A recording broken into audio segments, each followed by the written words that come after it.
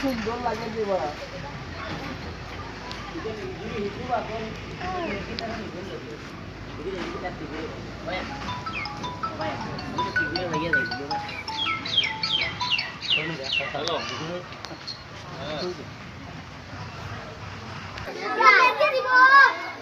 মানুষ শ্রমিক কৃষক শ্রেণীর মানুষ যাতে সুবিধা পায়, সুবিধাগুলো হলো প্রত্যেক জনগণের খাদ্যের অধিকার, বাসস্থানের অধিকার, শিক্ষার অধিকার, স্বাস্থ্যের অধিকার। এই অধিকারগুলা এই প্রজাতন্ত্র দিবসে যোগ করা হয়েছে।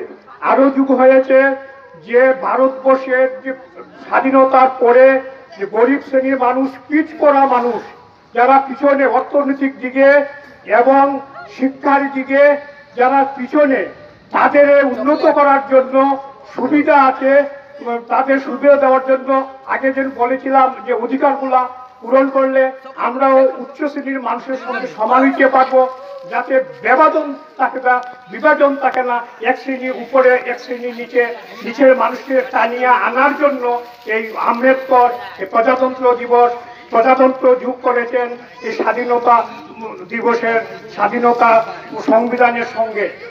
তাই আমরা আজকে প্রজাতন্ত্র দিবস পালন করেছি। পালন করলেই চলবে না।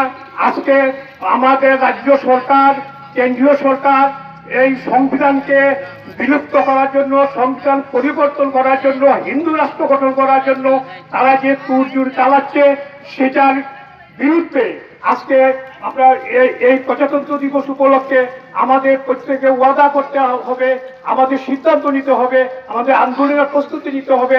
যেমন ভারতবর্ষের দিল্লিতে কৃষকরা আন্দোলন এখনো চলে, সেইভাবে সমস্ত ভারতবর্ষে যদি আমরা আন্দোলন গড়িয়ে তুলতে পারি, তবে আমাদের সংবিধান তাকে অক্ষুণ্ণ রাখতে পারবো। শ্রমিক, কৃষক, গরিব মানুষের যে অধিকার আমরা আদায় করতে পারবো। তাই আজকের এই প্রজাতন্ত্র দিবস উপলক্ষে আমাদের এই আশা আকাঙ্ক্ষা, এই উচ্চ আকাঙ্ক্ষা নিয়ে আমাদের প্রজাতন্ত্র দিবস উদযাপন। আমাদের দেশটা পরিচালনা করার জন্য একটা নিয়ম, একটা গাইডলাইন, কিভাবে চলবে দেশ, তার জন্যই আমরা আম্বেদকরের নেতৃত্বে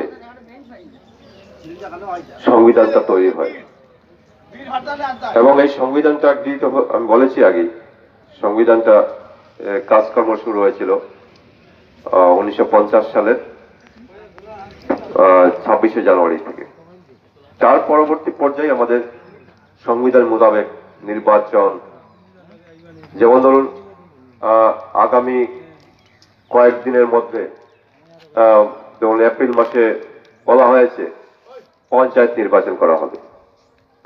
তার মানে প্রতি 5 বছর অন্তর অন্তর পঞ্চায়েত নির্বাচন বা যে কোনো নির্বাচন হয়। সেই বিষয়গুলো কিন্তু আমাদের সংবিধান মোতাবেক, সংবিধানে বলা আছে যে একটা সরকার 5 বছর চলবে, 5 বছর পরে নির্বাচন করতে হবে, তারপর নির্বাচন করে সরকারটা আসবে, এবং একটা প্রত্যক্ষ নির্বাচন, একটা পরোক্ষ নির্বাচন। যেমন রাষ্ট্রপতি নির্বাচিত হয় পরোক্ষ নির্বাচনের মাধ্যমে, আর লোকসভা যেটা নির্বাচন হয় প্রত্যক্ষ নির্বাচন। আমরা জানি লোকসভা নির্বাচন, তারপর বিধানসভা নির্বাচন, পঞ্চায়েত নির্বাচন। এবং লোকসভা নির্বাচনে যে প্রধানমন্ত্রী কিভাবে নির্বাচিত হবে, বিরোধী দল নির্বাচিত কিভাবে হবে, রাষ্ট্রপতি কি কাজ করবেন, রাষ্ট্রপতির ক্ষমতা কতটুকু, বা এই বিষয়গুলো কৃষক শ্রমিকরা একসঙ্গে মিলে দিল্লিতে যেভাবে যেরকম প্রধানমন্ত্রী পতাকা উত্তোলন করছেন, রাষ্ট্রপতি পতাকা উত্তোলন করছেন এবং বড় বড় ভাষণ দিচ্ছেন যে দেশের জন্য তারা এই করছেন সেই করছেন, পাশাপাশি কৃষকরাও পতাকা উত্তোলন করবেন এবং তাদের দাবি সমগ্র ভারতবাসীর কাছে তুলে ধরবেন যে কৃষকরা আজকে সারা দেশে কিভাবে বঞ্চিত হচ্ছেন, লাঞ্ছিত হচ্ছেন এবং কৃষকরা তার যে ন্যায্য দাবি নিয়ে আন্দোলন সংগঠিত করছেন।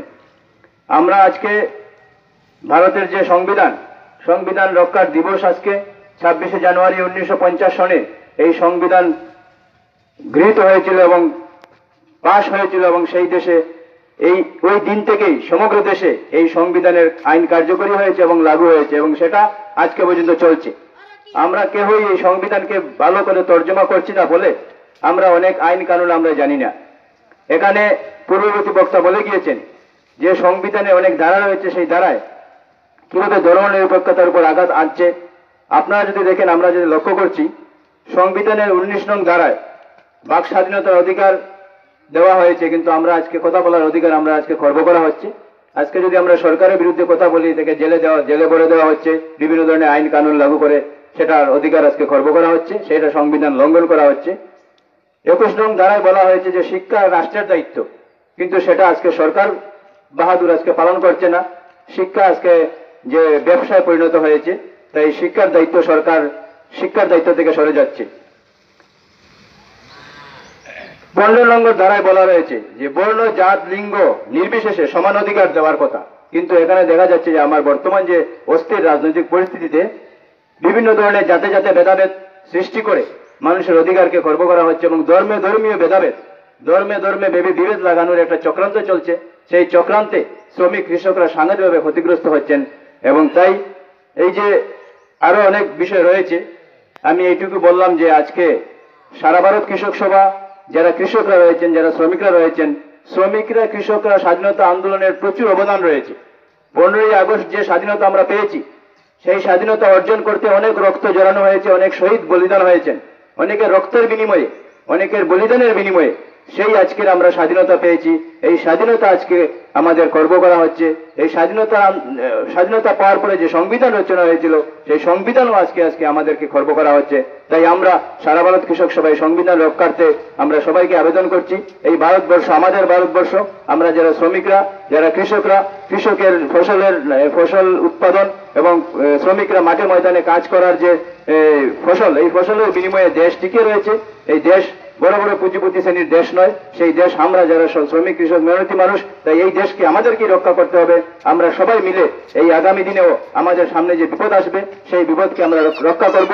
এবং যে আমাদের সামনে যে ভেদাভেদের যে চক্রান্ত যারা করছে কিছু ব্যক্তি, এবং সরাসরি আমরা বলতে চাই বর্তমান সরকারের যে রাজনৈতিক দল, সেই দল পুরোপুরি মদত দিচ্ছে এইসব কাণ্ড কীর্তিতে। তাই আমরা আগামী দিনে সবাই মিলে শ্রমিক কৃষক ঐক্যবদ্ধ হয়ে আমাদেরকে এই লড়াই লড়তে হবে। এবং আমরা এলাকার সবাইকে আমরা আমন্ত্রণ জানাচ্ছি যে আপনারা এগিয়ে আসুন। আমরা সবাই মিলে ভেদাভেদ ভুলে, জাতি ভেদ বর্ণ নির্বিশেষে সবাই মিলে আমাদের যে অধিকার রয়েছে, শিক্ষার অধিকার, স্বাস্থ্যের অধিকার, খাদ্যের অধিকার, ফসলের ন্যায্য অধিকার, এই অধিকারগুলো আমরা রক্ষা করতে পারবো। এইটুকু 50 সালে যে সংবিধানের ন্যায় মতো আমরা আইন পেয়েছি, সেই ন্যায় প্রয়োগ করতে আজ আমরা সবাই জমায়েত হয়েছি এখানে। এটাই হলো আমাদের সংবিধান। যে গরিব শ্রেণীর মানুষ যে আইন পেয়েছে, সেটা এখন আইন মেনে নিতে সবাই বাধ্য।